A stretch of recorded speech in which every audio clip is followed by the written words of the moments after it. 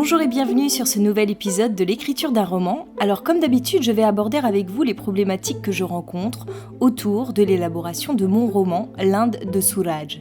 Le but de ce podcast est de partager avec vous mon processus créatif en train de se faire. Pour ça, je m'enregistre quotidiennement après chaque séance d'écriture. Ceci est donc la retranscription spontanée, mais non pas exhaustive de mon travail, avec mes différentes techniques, mes doutes et mes réflexions. Comme vous l'avez peut-être remarqué, il y a un peu plus de 2 mois de décalage entre mes enregistrements et les diffusions. J'essaye de rattraper ce retard, mais en attendant, petit retour en arrière. Bonne écoute à vous.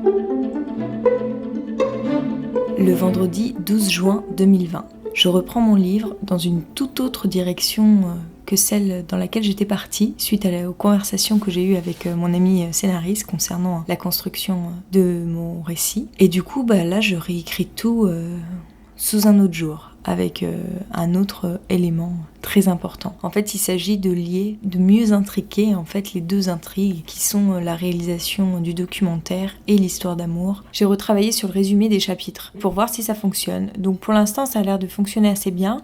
Je pense que je vais m'atteler à préciser, mieux détailler mon résumé des chapitres. En fait, je m'en sers un peu comme un plan. Vu que je n'ai pas fait de plan avant de commencer mon récit, maintenant je m'y mets pour pouvoir le changer. Je pense que ça me permet de voir tout de suite si ça fonctionne ou pas, cette nouvelle idée. Et là, elle a l'air de bien fonctionner. Je trouve que ça donne beaucoup plus d'ampleur, en tous les cas, au départ de l'histoire. La nouvelle version est en train de se construire. Je vais passer à la version 17 du coup. Parce que moi, je change de version dès qu'il y a un gros élément qui vient modifier l'histoire. Donc là, je suis en pleine phase de création. J'ai l'impression de réécrire cette histoire. Mais c'est pas plus mal. Tout semble beaucoup plus logique sous ce nouvel angle. J'avais peur en fait que ça change totalement le propos de mon récit, mais en fait ça l'approfondit plutôt que ça le change. Ça c'est bien, c'est la bonne direction à donner en fait. Là je vais faire une petite pause parce que je suis un peu bloquée dans mon plan. Je pense qu'en fait il faut que je réécrive le récit, que je le relise avant de voir comment ça pourrait se poursuivre, parce qu'il y a un truc qui me plaît pas trop là.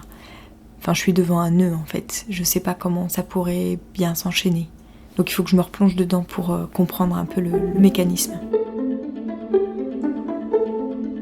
Le mardi 16 juin 2020. Aujourd'hui, j'ai surtout passé mon temps à répondre à mes 2 bêta-lectrices avec lesquelles j'ai échangé pas mal de mails. Finalement, celle qui aime moins mon roman est revenue vers moi. Elle a un peu amadoué son propos. Je pense qu'elle a senti qu'elle m'avait un peu blessée dans ce qu'elle disait et que du coup, elle essaye d'être un peu plus constructive dans ses remarques. Donc là, ce qu'elle commence à me dire, ça commence à devenir intéressant.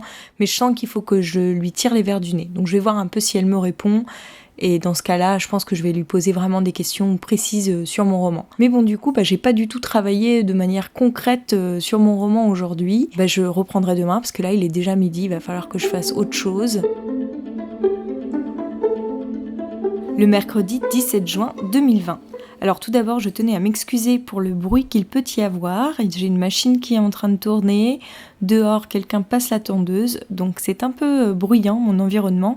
Mais je tenais à m'enregistrer maintenant parce que j'ai pas mal de choses à dire sur cette séance d'écriture. Je me suis replongée dans les critiques de mes différents bêta-lecteurs. J'ai pris des notes pour pouvoir, à la relecture, les avoir bien en tête. En fait, c'est ça l'écriture d'un roman, c'est qu'on est sur tous les fronts à la fois. Et là, par exemple, aujourd'hui, j'ai fait une petite révision de l'utilisation des temps, que j'avais un peu oublié depuis l'époque de l'école, parce que j'ai un petit souci au niveau des conjugaisons. Et l'une de mes bêta-lectrices m'a reproché de trop utiliser le passé simple. Et c'est vrai que moi, le passé simple, je l'utilisais à outrance parce que je pensais que je pouvais pas le mélanger avec le passé composé. Il me semblait que le passé composé apportait quelque chose d'assez familier, alors que le passé simple était beaucoup plus littéraire. Mais je trouve le passé simple beaucoup plus vieillot que le passé composé. Mais il me semblait qu'il fallait que je fasse un choix de l'un et de l'autre. Donc cette petite révision ne m'a pas fait de mal.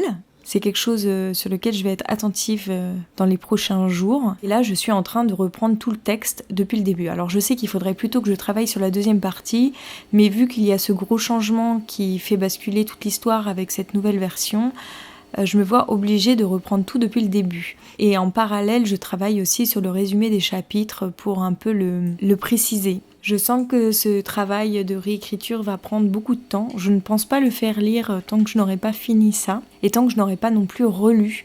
Parce qu'avec tous ces changements qui vont s'opérer, je pense qu'il y aura des choses qui seront plus très cohérentes après dans le corps du récit. Donc ça sert à rien que je les fasse relire à ce moment-là parce que du coup, on va me notifier ces incohérences et ça va pas me faire plus avancer que ça, quoi. Donc c'est un peu dommage parce que j'avais envie de le refaire lire à ma prof de français qui jusque-là n'a eu le droit qu'aux premières pages, qu'au premier chapitre. Et j'aimerais que cette fois, elle puisse avoir accès à tout le récit dans son intégralité. En fait, quand je vois la masse de travail que j'ai à faire, j'ai de nouveau peur que ma deadline soit un peu courte. J'ai un peu peur de faire une version pour le concours d'écriture. Comme ça, je me dis, au moins je l'ai fini d'une part, et puis d'autre part de continuer à travailler dessus parce que la version que je leur aurais envoyée ne me convient pas telle qu'elle. Alors que j'aimerais vraiment pouvoir mettre un point final. Mais en même temps, j'ai pas non plus envie de précipiter les choses parce que c'est un premier roman et ça sert à rien de l'envoyer à des éditeurs si moi-même j'en suis pas satisfaite. Si moi je suis pas satisfaite alors que je suis novice en la matière, forcément je ne peux avoir que des retours négatifs. Après, je peux faire un test avec une maison d'édition dans laquelle j'ai peu de chances d'être publiée pour voir un petit peu ce qu'il en ressort, même s'il y a de fortes chances pour que je n'ai absolument aucune réponse. Mais ça sert à rien de l'envoyer dans des maisons d'édition auxquelles je tiens si moi-même le résultat ne me correspond pas. Et donc là, j'en suis à la page 17 sur les 220 qu'il me reste à travailler. On va s'arrêter là pour aujourd'hui et je vous donne rendez-vous samedi prochain pour un nouvel épisode.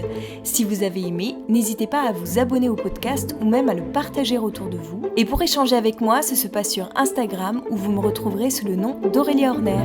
À bientôt!